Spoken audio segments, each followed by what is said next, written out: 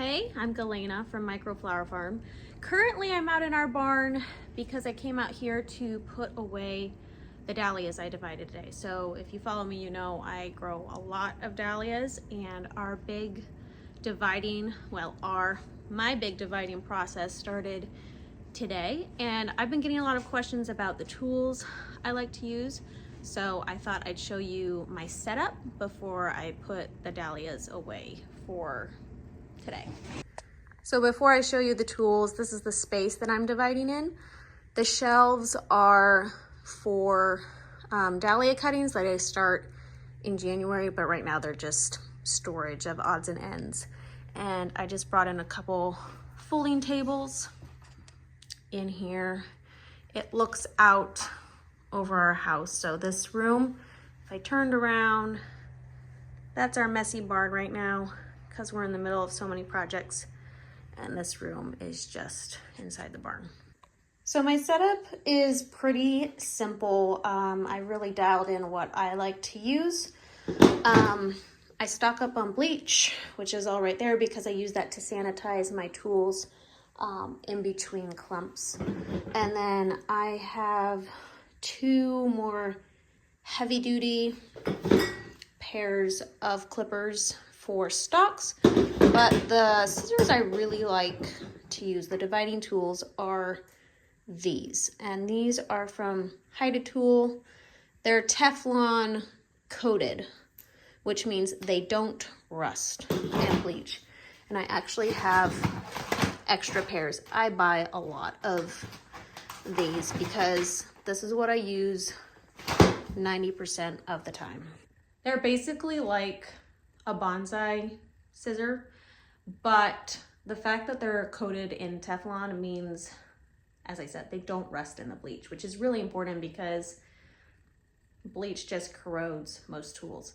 So I like these because you can really get into a clump and get out tubers that are a lot more difficult if you're trying to do something that has maybe more of a blunt tip. So this is my favorite tool. I'll post a link to them. Not sponsored, but I really like these. And then as I divide, I just lay out the tubers by variety. I didn't do very many today because I had other things to do, but then I will let them rest here until the cut has cured, which kind of depends just based off of how warm it was that day. These ones still have a bit to go. This one, I would say, is more what I would store. It's dry to the touch and it's not super shiny. So this pile is almost ready to go. And these other ones have a little bit longer. I always have a couple old towels in case of spills, and then I have quite a few of these pens, which is my favorite garden Sharpie. It's the one that I found really stays on no matter the weather or whatever. So I'm stamping my tubers this year, but I keep these in case I need to write on anything. I'll post a link to these too, but these are my favorite. I buy these in bulk. And then I also use industrial grade, just a very simple black glove. And the reason why I use these is because it makes it feel like you're not wearing a glove at all, but it protects your hands in case you nick them with the scissors. But more importantly, it keeps them from drying out, because when you're dealing with that many tubers, and I'll show you my cooler in a second, your hands dry out real quick when you have to wash and deal with the dirt of that many. And then I always keep a couple crates down below for everything that I'm cutting off and throwing out. And then those get emptied into the trash every day. So that's the dividing room. And then just right outside over here is where we built our cooler. This is approximately 240 square feet. They're stacked about 10 high, and they go 3 deep over here. So this is where I store all of the tubers. I keep it at about 40 degrees, and it's at 90% humidity because I live in a really humid climate and we get a lot of rain, and that's kind of just what it stays at.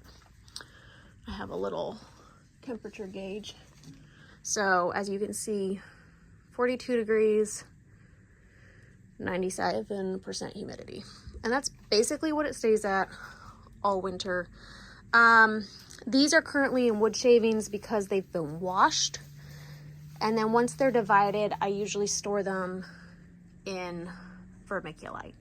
So these are all undivided, and I'll just be working through these in December.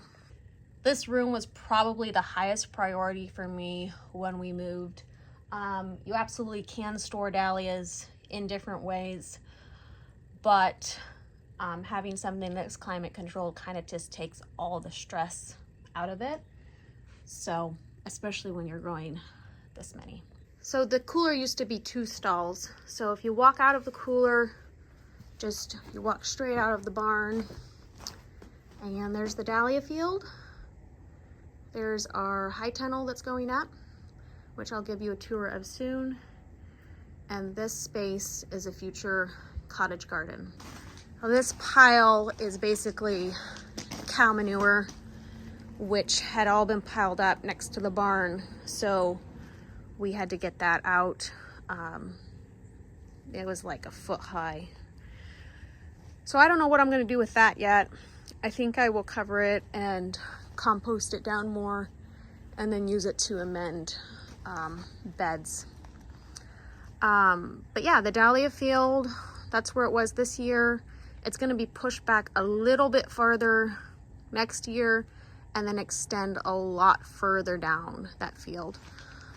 Past where that little tent is set up, which is what we did to keep our tools dry while we built the high tunnel. So that's a little overview of our cooler and my dividing setup. If you have any questions about what I use or videos that you would like to see, let me know and follow along. I will be posting more dividing videos of the actual tuber clumps soon.